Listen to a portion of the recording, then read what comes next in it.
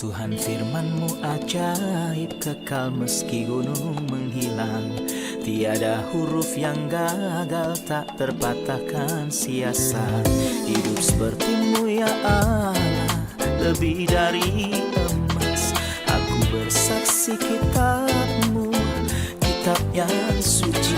Mendengarkan firman-Mu, hibur hati yang luka. Terangilah langkahku kemanapun ku pergi. Biarkanlah firman-Mu berkuasa atasku. Ubahkanku, bebaskanku, ku mau menyenangkan-Mu. Tuhan firman-Mu ajaib, kekal meski dunia. Ubah dan bebaskan aku, mau menyenangkan-Mu. Salam jumpa pemirsa terkasih, saya menyambut Anda sekalian dimanapun Anda berada dalam episode terbaru program studi harian kita, Semua Kitab Suci. Dalam mempelajari kitab Kisah Para Rasul, kita telah mencapai pasal yang ke-22. Untuk memulai, izinkan saya menyambut tamu kehormatan di studio, hamba Tuhan Yosef Riyad. Selamat datang Saudara Yosef. Terima kasih Saudara Ayat. Sebuah kehormatan. Tuhan memberkati. Juga para hadirin di studio, selamat datang. Saudara Yosef, mohon berikan kami gambaran yang umum tentang pasal 22. Paulus ditangkap di Yerusalem. Ia tidak melanjutkan pelayanannya di sana. Orang-orang Yahudi berencana untuk membunuhnya seperti yang kita baca di pasal sebelumnya. Mereka berusaha untuk membunuhnya. Rakyat menyelamatkannya pada nafas terakhirnya dan pada saat terakhir. Rakyat berpikir pada awalnya bahwa dia adalah orang Mesir yang memicu pemberontakan dan pembunuhan. Tetapi ketika dia berbicara dalam bahasa Yunani, dia bertanya, "Bukankah kamu orang Mesir?" Paulus berkata, "Aku adalah orang Yahudi dari Tarsus, warga dari kota yang terkenal di Kilikia. Aku minta supaya aku diperbolehkan berbicara kepada orang banyak itu." Sesudah Paulus diperbolehkan oleh kepala pasukan, pergilah ia berdiri di tangga dan berisyarat dengan tangannya kepada rakyat itu. Ketika suasana sudah tenang, mulailah ia berbicara kepada mereka. Dalam pasal ini dan yang akan datang, kita akan melihat 3 pembelaan atau argumen Paulus tentang dirinya sendiri di hadapan orang Yahudi, kemudian di pasal 24 sebelum Felix, kemudian di pasal 26 di hadapan Agripa sang raja. Mari kita mulai dengan pertahanan pertama di hadapan orang-orang Yahudi. Mohon berikan kami sebuah gambaran umum tentang pertahanan ini. Pertahanan ini terdiri dari sejarah dari masa lalunya. Dia ingin mengatakan bahwa di masa lalunya dia seperti mereka dan banyak orang. Dia berpikir bahwa dari perspektif ini dia akan berdampak bagi orang-orang Yahudi. Mengapa kita melihat kegigihannya untuk pergi ke Yerusalem? Karena ia merasa dirinya bukanlah orang biasa. Dia lebih bersemangat dari yang lain. "Aku sama seperti kamu dan bahkan lebih buruk." Itu adalah fakta. Kita tidak membaca bahwa para imam besar mengikuti orang Kristen keluar dari Yerusalem, tapi kita membaca tentang Saulus dari Tarsus bahwa ia mengejar orang-orang percaya di luar Yerusalem. Jadi, dia bersemangat lebih dari mereka semua. Dia ingin memberitahu mereka salah satu dari Anda, jadi dia menceritakan apa yang terjadi kepadanya. Sangatlah sederhana. Dia berkomentar sederhana sampai dia mengatakan apa yang orang-orang Yahudi tidak tahan. Mereka tidak tahan ketika Tuhan berkata kepadanya, "Pergilah, sebab aku akan mengutus engkau jauh dari sini kepada bangsa-bangsa lain." Tapi sayangnya mereka tidak mau percaya kepada Kristus, juga tidak ingin orang-orang bukan Yahudi percaya pada Kristus. Apa yang berkenan pada Allah tidak mereka pedulikan, dan semua manusia mereka musuhi karena mereka mau menghalang-halangi kami, memberitakan firman kepada bangsa-bangsa lain untuk keselamatan mereka. Demikianlah mereka terus-menerus menambah dosa mereka sampai genap jumlahnya, dan sekarang murka telah menimpa mereka sepenuh-penuhnya. Dia mulai berbicara dalam bahasa Ibrani dan memanggil mereka saudara. Dia berkata kepada mereka, "Aku adalah salah satu dari kalian." Apa yang ketiga hal ini beritahu kepada kita? Melalui ketiga hal itu, pertama, dia ingin menekankan dirinya bukan hanya seorang Yahudi biasa, tapi seorang Yahudi fundamentalis.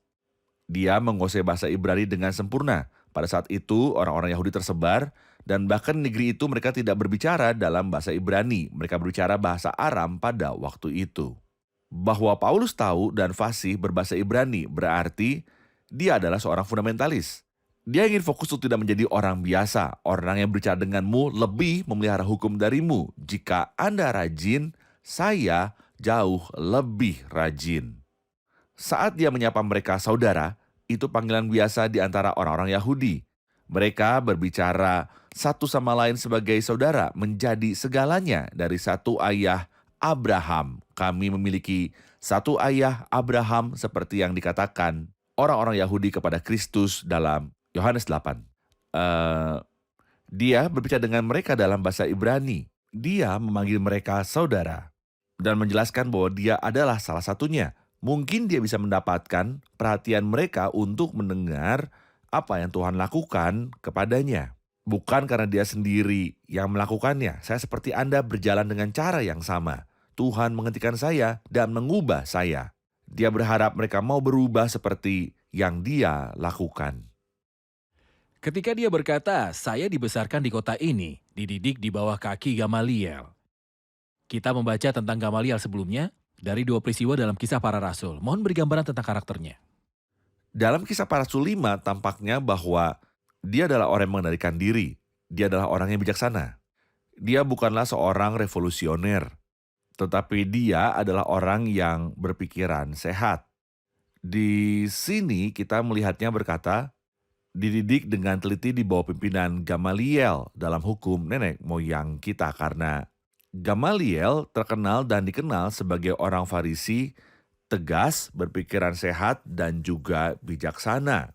Saya pikir dia juga ingin menjelaskan bagaimana dirinya sebelum mengenal Kristus. Saya bukanlah orang biasa. Dalam agama ini, saya adalah seorang pelopor dan pemimpin.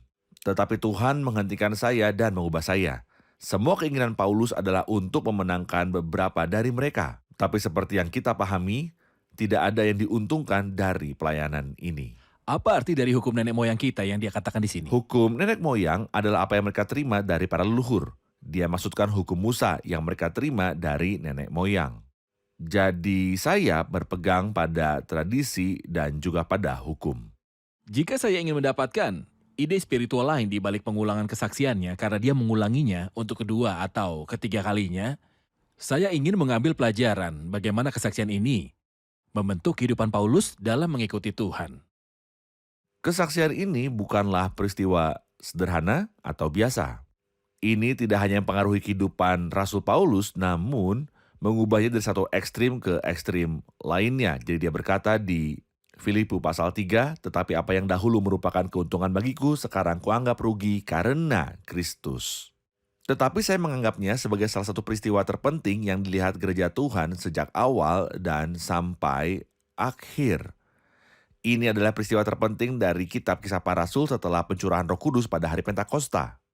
Oleh karena itu kita menemukan kesaksian ini diulangi di halaman-halaman kitab suci 7 kali. 3 kali dalam kitab Kisah Para Rasul, 2 diantaranya dikatakan oleh Rasul Paulus. Sekali di hadapan orang-orang Yahudi di sini, kemudian depan Raja Agripa dalam Kisah Para Rasul 26. Kemudian sekali di awal kitab dalam Kisah Para Rasul 9. Lukas menceritakan kisahnya sebagai peristiwa sejarah, kemudian dia merujuknya dalam 1 Korintus pasal yang ke-15. Dan di Galatia 1 dan di Filipi 3, dan dalam 1 Timotius 1, 7 kali di seluruh Alkitab. Kesaksian ini disebutkan, bahkan ini menjadi contoh kesaksian. Inilah yang dia katakan tentang hal itu dalam 1 Timotius, agar dalam diriku atau pemimpin ini, Yesus Kristus menunjukkan seluruh kesabarannya menjadi contoh bagi mereka yang kemudian percaya kepadanya. Apa yang saya katakan, terkadang beberapa pabrik dan perusahaan memproduksi sesuatu untuk dipajang dan tidak untuk dijual. Hal ini untuk menunjukkan apa yang dapat dihasilkan dan dilakukan. Jadi seolah-olah Tuhan ingin menunjukkan apa yang Tuhan bisa lakukan. Dia bisa mendatangkan seorang pemfitnah haus darah dan teroris, dan dengan mengubahnya menjadi pelayan yang suka melayani Kristus dan orang-orang kudus. Saya tidak berpikir kita akan menemukan kontras-kontras itu kecuali pada Paulus dari teroris dan fitnah untuk seorang siap mati bagi Kristus dan mengorbankan segalanya untuk saudara-saudara. Oke, kita akan rehat sejenak dan kembali untuk menjawab pertanyaan hadirin. Pemirsa terkasih, tetap bersama kami, kita akan berjumpa kembali setelah rehat. Kuasa atasku, ubahkanku, bebaskanku, ku mau menyenangkanmu. Tuhan firman-Mu ajaib, ubah dan bebaskan aku, mau menyenangkanmu. Kami kembali pemirsa terkasih untuk menjawab pertanyaan dari hadirin di studio. Ada pertanyaan? Saya Silakan. punya pertanyaan. Dalam Kisah Para Rasul 22 ayat 9, dan mereka yang menyertai aku memang melihat cahaya itu, tetapi suara dia yang berkata kepadaku tidak mereka dengar. Tapi di Kisah Rasul 9, maka termangu-mangulah teman-temannya seperjalanan karena mereka mendengar suara itu tapi tidak seorang pun melihat. Yang mana yang benar? Bagaimana kita mendamaikan dua kutipan tersebut, Saudara Ya. Yosef? Bahkan melalui pembicaraan yang akurat, kita akan menemukan bahwa tidak ada kontradiksi. Pembacaan dangkal akan menunjukkan bahwa ada kontradiksi. Mari kita membacanya secara akurat. Ia mengatakan dalam ayat 7 dari Kisah Para Rasul 9, maka termangu-mangulah teman-teman seperjalanannya, baik karena mereka memang mendengar suara itu, jadi mereka dengar, tapi tidak melihat seorang juga pun. Jadi mereka mendengar suara, tetapi tidak melihat siapapun. Mari kita lihat apa yang ada di Kisah Para Rasul 22. Apakah ada perbedaan? Mereka menyertai aku memang melihat cahaya itu. Dikatakan tidak melihat seorang juga Tidak pun. melihat seorang juga pun. Tidak melihat seorang juga pun. Tapi di sini dia berkata, mereka melihat cahaya. Mereka takut karena sepertinya cahaya itu mempesona. Tapi mereka tidak mendengar suara orang yang berbicara kepada saya. Mereka mendengar suara tetapi tidak mendengar suara itu dari orang yang berbicara kepada saya. Ketika saya berpergian kereta api, saya melihat orang-orang berbicara di belakang kereta yang saya tumpangi. Saya mendengar suara, tapi apakah saya dapat membedakan kata-katanya? Tidak. Saya juga berpikir kita bisa mengambil pembelajaran dalam pertemuan dua pria menghadiri pertemuan khotbah. Seseorang mendengar suara Tuhan kita. Orang melihat Tuhan dalam pertemuan tetapi tidak dengan mata tapi dengan hati. Dan berubah seperti yang terjadi pada Saulus. Orang lain mendengar pelayan itu berbicara tapi mereka tidak mendengar suara Tuhan. Karena suara pelayan tidak menghidupkan tetapi suara Tuhan menghidupkan. Mereka melihat terang, mereka melihat orang-orang yang bersuka cita, tapi mereka tidak melihat Tuhan dalam pertemuan itu. Jadi mereka tidak mendengar atau melihat Tuhan, mereka tidak diuntungkan atau diubah. Ini yang terjadi pada mereka yang seperjalanan. Mereka mendengar suara dan tidak mendengar suara orang yang berbicara pada saya. Mereka melihat cahaya dan tidak melihat orang yang berbicara kepada Paulus. Adapun Paulus, dia melihat orang itu dan mendengar kata-katanya. Oke. Setelah Paulus menceritakan kesaksiannya dan apa yang terjadi padanya setelah itu, dan Ananias pergi dan berdoa bersamanya, dia bangkit dan dibaptis. Kata-kata itu datang kepadanya dalam ayat 16, dan sekarang mengapa kamu menunggu? Bangkitlah dan dibaptis dan basuhlah dosamu sambil memanggil namanya. Dia terus memberi kesaksian sampai ayat ke-21 atau ayat 20. Dan ketika darah Stefanus, saksimu itu ditumpahkan, aku ada di situ dan menyetujui perbuatan itu. Dan aku menjaga pakaian mereka yang membunuhnya. Tetapi kata Tuhan kepadaku, pergilah sebab aku akan mengutus engkau jauh dari sini kepada bangsa-bangsa lain. Ayat 22, rakyat mendengarkan Paulus sampai kepada perkataan itu. Tetapi sudah itu mereka mulai berteriak katanya, enyahkan orang ini dari muka bumi, ia tidak layak hidup. Mereka terus berteriak sambil melemparkan jubah mereka dan menghamburkan debu ke udara. Karena itu kepala pasukan memberi perintah untuk membawa Paulus ke markas dan menyuruh memeriksa dan menyesah dia, supaya dapat diketahui apa sebabnya orang banyak itu berteriak-teriak sedemikian terhadap dia. Reaksi keras orang-orang Yahudi, apa yang Anda lihat di dalamnya? Mohon komentar Anda. Sebelum mengatakan ini, saya akan menyatakan dua pengamatan. Saya perhatikan saat Anda membaca ketika dia mengatakan dalam ayat 14, Allah nenek moyang kita telah menetapkan engkau. Ketika kita masuk ke Kisah Para Rasul 26, kita lihat siapa yang menunjuknya. Tetapi sekarang bangunlah dan berdirilah. Dalam Kisah Para Rasul 26 ayat 16, aku menampakkan diri kepadamu untuk menetapkan engkau. Pembicara di sini adalah Yesus. Akulah Yesus yang kamu aniaya. Saya telah menempatkan diri pada Anda untuk menunjuk Allah saya. nenek moyang. Kemudian Yesus dalam Kisah Para Rasul 26 adalah Allah nenek moyang dalam Kisah Para Rasul 22. Ini jelas bukti bahwa Tuhan, Yesus adalah keilahian Tuhan, Kristus. keilahian Kristus. Hal lain yang menarik perhatian saya, dan sekarang mengapa engkau masih ragu-ragu? Bangunlah, berilah dirimu, dibaptis dan dosa-dosamu disucikan sambil berseru kepada nama Tuhan, berpisahlah dari masa lalumu. Dan teringatlah kepada Kristus dan para pengikut Kristus. Saya memanfaatkan kesempatan ini untuk mengatakan kepada setiap orang yang menjalin hubungan dengan Tuhan, kenapa kamu ragu-ragu? Mengapa Anda ragu-ragu? Mengapa Anda ragu-ragu? Berpisahlah dari masa lalumu yang ternoda oleh kotoran, dosa, kebodohan, dan kegelapan. Berpisahlah darinya sepenuhnya. Panggil nama Tuhan, bersihkan dosa-dosamu, dan panggil nama Tuhan. Adapun reaksi orang-orang Yahudi, ini bukan kejutan bagi kami. Orang-orang Yahudi melakukan itu karena mereka membenci Kristus, tapi aku ingin mengatakan, jika penginjilan ditujukan kepada masyarakat manapun, mereka akan melakukan hal yang sama. Kita telah melihat agitasi yang mengerikan sebelum ini dalam Kisah Para Rasul 19, ketika dia berkhotbah di antara orang-orang kafir. Dan bahkan hari ini beritakanlah Kristus di mana saja di dunia. Anda hanya akan menemukan perlawanan kecuali dari orang-orang yang Allah bukakan hatinya dan menerangi pandangan mereka dan menerima keselamatan dari Kristus. Tapi sebaliknya ada yang keras yang dikuasai setan, dirinya dikuasai neraka. Saya berdiri di depan reaksi kekerasan mereka seperti yang mereka katakan, enyahkan orang ini. Enyahkan orang ini dari muka bumi, ia tidak layak hidup. Siapa yang menentukan seseorang hidup ataupun mati? Sayangnya, mereka yang tentukan. Tentu saja saya mengatakannya dengan sinis. Yang menentukan hidup manusia atau siapa yang hidup dan siapa yang mati adalah Tuhan. Tapi ada orang-orang yang menjadikan dirinya sebagai pembela Tuhan dan menggantikannya menentukan yang hidup dan siapa yang pantas untuk mati. Kegilaan dan obsesi religius membuat orang melakukannya. Apakah ada panggilan di dalam Alkitab untuk membunuh mereka yang tidak percaya kepada Kristus? Tidak pernah. Bahkan bagi mereka yang tidak berpaling pada Kristus. Tidak pernah. Pembalasan adalah milikku, aku akan membalasnya. Kekristenan menghormati manusia dengan memberinya kebebasan penuh. Tuhan Yesus Kristus sendiri berkata kepada murid-muridnya sendiri ke-12, apakah kamu tidak mau pergi juga? Siapapun yang ingin meninggalkanku, pintunya terbuka. Tetapi karena mereka mengasihi Kristus, Petrus berkata atas nama mereka, Tuhan, kepada siapakah kami akan pergi? Perkataanmu adalah perkataan hidup yang kekal.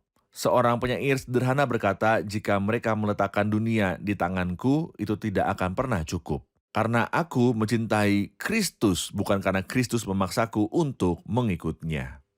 Saudara Yosef, ayat 23 dan 24 menggambarkan adegan kemarahan di mana orang-orang berada.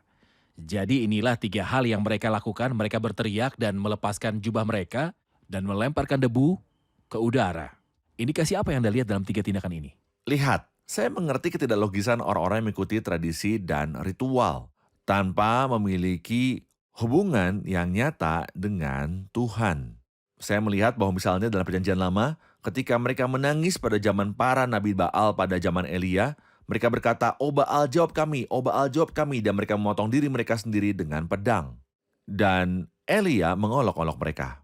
Di waktu lain dalam Kisah Pasal 19 ketika mereka terus berkata, besarlah Artemis Dewi orang Efesus. Dan tidak semua orang yang hadir dalam pertemuan itu tahu alasan dari pertemuan itu.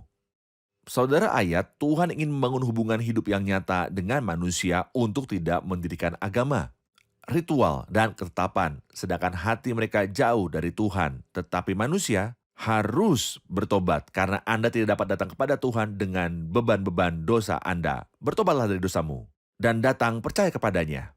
Dia akan bersama Anda dan menerangi jalan Anda di sini dan selamanya. Saudara Yosef, suara nyaring tidak selalu berarti saya bertengkar. Di sisi lain, Saya bisa saja kosong dan tidak memiliki argumen dalam pidato, sepenuhnya berpikir untuk Sepenuhnya. berdebat. Jadi saya mengangkat suara saya. justru inilah kebenarannya. Itu sebabnya mereka berteriak. Mereka berteriak karena mereka tidak punya apa-apa untuk dikatakan. Benar. Ketika saya akan membaca ayat-ayat dari 25, tetapi ketika Paulus ditelentangkan untuk disesah, berkatalah ia kepada perwira yang bertugas, bolehkah kamu menyesah seorang warga negara Roma, apalagi tanpa dia diadili? Mendengar perkataan itu, perwira itu melaporkannya kepada kepala pasukan. Katanya, apakah yang hendak kau perbuat? Orang itu warga negara Roma. Maka datanglah kepala pasukan itu kepada Paulus dan berkata, katakanlah, benarkah engkau warga negara Roma? Jawab Paulus, benar. Lalu kata kepala pasukan itu, kewarga negaraan itu kubeli dengan harga yang mahal. Jawab Paulus, tetapi aku mempunyai hak itu karena kelahiranku. Maka mereka yang harus menyesah dia segera mundur dan kepala pasukan itu juga takut. Setelah ia tahu bahwa Paulus yang ia suruh ikat itu adalah orang Roma. Namun kepala pasukan itu ingin mengetahui dengan teliti apa yang dituduhkan orang-orang Yahudi kepada Paulus. Karena itu, pada keesokan harinya ia menyuruh mengambil Paulus dari penjara dan memerintahkan supaya imam-imam kepala dan seluruh mahkamah agama berkumpul, lalu ia membawa Paulus dari markas dan menghadapkannya kepada mereka. Kita rehat sejenak dan kembali untuk menjawab pertanyaan hadirin. Para pemirsa terkasih, kita akan berjumpa kembali setelah rehat. Kuasa atasku, ubahkanku, bebaskanku, ku mau menyenangkanmu. Tuhan firman-Mu ajaib, kami seluruhnya. Ubah dan bebaskan aku, mau menyenangkanmu. Kami kembali pemirsa terkasih untuk menjawab pertanyaan dari hadirin di studio. Mengapa Paulus menggunakan haknya sebagai warga negara Romawi dalam menghadapi kesulitan yang dia alami? Bukankah ini bertentangan dengan panggilan Alkitab untuk mempersenjatai diri? Memang Saudara Yosef, kami membutuhkan jawaban pertanyaan ini. Penderitaan bukanlah tujuan itu sendiri. Jika saya bisa menghindarinya, saya akan berbuat baik. Dalam kondisi tidak sebagai penakut dan mengatakan yang sebenarnya. Saya tidak menyangkal Kristus. Jika saya dapat berbicara tentang Kristus tanpa menyakiti diri saya sendiri, penderitaan tidak menambah kredit saya. Ide saya ini adalah pemikiran pertapaan yang salah. Tapi jika aku bisa bersaksi tanpa penderitaan, itu lebih baik. Saya pikir kita dapat membandingkan perilaku Paulus di sini dengan perilakunya dalam Kisah Para Rasul 16. Dalam Kisah Para Rasul 16, dia yakin dan percaya seperti yang dia katakan, bahwa Allah telah memanggil kami untuk memberitakan Injil kepada orang-orang di Makedonia. Jadi dia pergi dan dihadapkan pada penderitaan. Dia menanggung penderitaan karena dia yakin dia ada dalam kehendak Tuhan. Tapi di sini saya pikir dia tidak. Dia mulai merasa bahwa dia tidak berada dalam kehendak Tuhan. Oleh karena itu ia menemukan bahwa tidak perlu dicambuk selama aku bisa menghindari penderitaan. Dia berkata pada mereka, saya adalah warga negara Romawi. Apakah Anda memiliki hak untuk mencambuk seorang Romawi? Tanpa pengadilan, mereka takut. Hal yang sama terjadi dalam Kisah Para Rasul 16. Mereka takut, panik, dan memohon kepada Paulus untuk pergi tanpa menyebabkan mereka bermasalah. Di sini juga tribun yang ingin mencambuknya dan yang lainnya ketakutan. Mereka takut karena dilarang mencambuk seorang Romawi tanpa pengadilan. Adalah baik bahwa Anda berbicara tentang subjek penderitaan dan dipersenjatai dengan resolusi penderitaan. Saya butuh saran bagi mereka yang sembrono dan mempertimbangkan menderita dalam segala keadaan demi Kristus sebagai suatu berkat. Mereka mencari penderitaan dan mengejarnya. Ketika Tuhan beritahu kami, lihat aku mengutus kamu seperti domba di tengah-tengah serigala. Kemudian dia langsung berkata, hendaklah kamu cerdik seperti ular dan tulus seperti merpati. Mungkin kita tidak masalah menjadi sederhana seperti merpati karena kesederhanaan itu bagus dan merpati itu bagus. Tapi bagaimana dengan ular? Ular adalah apa yang Alkitab perikatkan pada kita. Dikatakan bahwa ular itu tidak mengekspos dirinya sama sekali untuk masalah yang tidak perlu. Jadi, ular memiliki kecerdasan dan kebijaksanaan untuk tidak mengekspos dirinya untuk masalah yang tidak perlu. Jadilah bijak seperti ular, belajar dari ular yang tidak mengekspos dirinya untuk masalah. Ada orang seperti yang Anda katakan yang menganggap penderitaan sebagai tujuan. Mereka mencarinya, ini bukan hal yang benar untuk dilakukan. Jika saya dapat menghindari penderitaan dan bersaksi mengenai Kristus, bagus. Jika kesaksian saya tentang Kristus memaksa saya untuk melalui penderitaan, saya harus menerima penderitaan, lalu saya bersertai diri saya dengan penderitaan. Saudara Yosef, saya perlu kembali lagi ke kesaksian Saulus. Dia berkata dalam ayat 8, siapakah engkau Tuhan? Dan dia berkata kepadaku, aku adalah Yesus dari Nazaret yang kamu aniaya. Yesus dari Nazaret. Mohon beritahu tentang panggilan ini. Ya, panggilan ini disebutkan dalam Perjanjian Baru sebanyak 21 kali. Ini dimaksudkan untuk merendahkan Kristus. Ketika mereka menangkap Kristus menurut Yohanes pasal 18, Yesus bertanya kepada mereka, siapa yang kamu cari? Mereka berkata, Yesus dari Nazaret. Nazaret adalah kota yang dibenci di Galilea yang dibenci oleh orang Yahudi. Galilea dihina, Galilea dan Nazaret dihina. dihina. Dan Nazaret bahkan dihina oleh orang Galilea sendiri. Tapi Kristus tidak membenci Nazaret. Dan kata Nazaret selain artinya berbicara tentang kemiskinan, Kristus, kesederhanaan tumbuh di desa sederhana, memiliki makna lain yang lebih dalam. Kata Nazar itu memiliki arti tunas atau yang berbuah. Dikatakan tentang Kristus bahwa dia adalah tanaman muda atau tunas. Atau akarnya. Ini dikatakan tentang dia 7 kali dalam Perjanjian Lama. Jadi Kristus benar-benar orang Nazaret itu. Ia yang dibenci semua orang memanggilnya Yesus dari Nazaret. Tapi dari ketinggian kemuliaan ia melemparkan Saulus ke tanah karena kecerahan cahaya yang lebih terang dari matahari. Dan ketika dia bertanya, siapa kamu? Dia berkata, aku adalah Yesus dari Nazaret. Yang kamu aniaya, sukar bagimu menendang ke galah rangsang. Juga di antara waktu yang Anda bicarakan 7 kali dalam Perjanjian Lama yang menyebut Yesus sebagai tunas. Momen paling jelas ketika dia berkata, sebagai taruk ia tumbuh di hadapan tunas dan sebagai tunas dari tanah kering. Kita membaca dalam Zakaria, inilah orang yang bernama Tunas. Di Zakaria pasal 3. 7 kali dalam Alkitab kita membaca tentang Tuhan Yesus Kristus sebagai tunas. Di dalam Dia ada hidup. Dia tumbuh seperti tanaman muda, seperti akar dari tanah kering. Semuanya kering. Di dalam Dia semua kehijauan, kehidupan, dan kekayaan. Apakah ini alasan dibalik memanggil orang-orang Kristen sebagai Nasara? Karena Yesus dari Nazaret. Sebenarnya jika ini alasannya, mereka akan menyebut mereka orang Nazaret.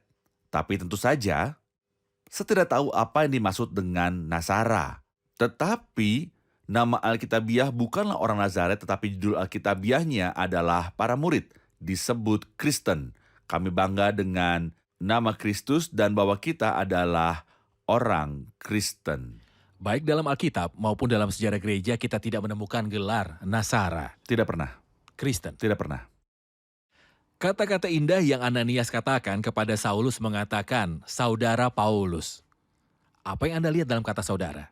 Ya, ini mengangkat posisi Saulus. Jadi Ananias yang sederhana namun benar memanggilnya saudara Saulus. Seorang saudara bukan hanya untuk Ananias, tapi apa yang mengherankan ketika kita membaca Ibrani 2, Kristus tidak malu menyebut kita saudaranya. Kita tidak menyebut dia sebagai kakak kami. Tentu saja kami memanggilnya Tuhan dan Tuan karena dia demikian. Tapi di dalam kasih karunia-Nya dia menyebut kita sebagai saudara.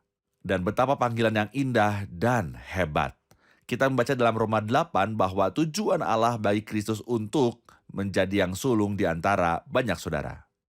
Terima kasih Saudara Yosef. Tuhan berkati. Mari rangkum episode ini bersama hadirin di studio. Amin. Apa yang Anda lihat dalam upaya Paulus untuk berbicara dalam bahasa Ibrani dan untuk menyebut orang-orang Yahudi sebagai saudara, mengintegrasikan dirinya dengan mereka? Dia ingin menjelaskan bahwa dia bukan seorang Yahudi biasa, tetapi seorang fundamentalis. Dan mungkin lebih banyak dari mereka saat dia berbicara bahasa Ibrani. Tidak semua orang Yahudi bisa, tapi kebanyakan dari mereka berbicara bahasa Aram. Yahudi fundamentalis adalah orang yang biasa berbahasa Ibrani. Gelar saudara adalah kata yang digunakan oleh orang Yahudi di antara mereka. Sebagai keturunan Abraham dan dari ayah yang sama. Dia ingin menjelaskan kepada mereka bahwa dia lebih bersemangat dari mereka. Dan itu dia seorang Yahudi fundamentalis. Tapi kini Anda melihat perubahan yang terjadi pada saya. Dia mencoba untuk membuat mereka mendengarkannya. Mengapa Paulus menggunakan hak hukumnya sebagai warga negara Romawi untuk menghindari kesulitan dan penganiayaan? Bukankah itu bertentangan dengan dipersenjatai resolusi penderitaan? Penderitaan itu sendiri bukanlah tujuan, tetapi arti sebenarnya adalah jika kita dapat bersaksi tentang Kristus tanpa penderitaan, itu bagus. Tetapi jika kita dihadapkan pada penderitaan karena Kristus, di sini dituntut untuk menanggung kesengsaraan dan penderitaan demi Kristus. Juga, ini jelas dalam kata-kata Kristus sendiri kepada para murid, jadilah cerdik seperti ular dan sederhana seperti merpati. Kita tahu bahwa ular menghindari setiap masalah yang tidak perlu. Inilah yang dapat kita pelajari dalam hidup kita bersama Kristus. Terima kasih, Tuhan memberkati Anda. Terima kasih Saudara Yosef, kiranya Tuhan melindungi Semoga Tuhan Anda. melindungimu. Sampai jumpa di episode selanjutnya. Tuhan menyertai Anda.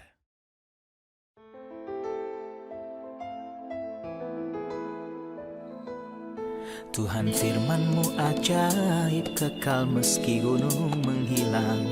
Tiada huruf yang gagal, tak terpatahkan sia-sia. Hidup seperti-Mu ya Allah, lebih dari emas.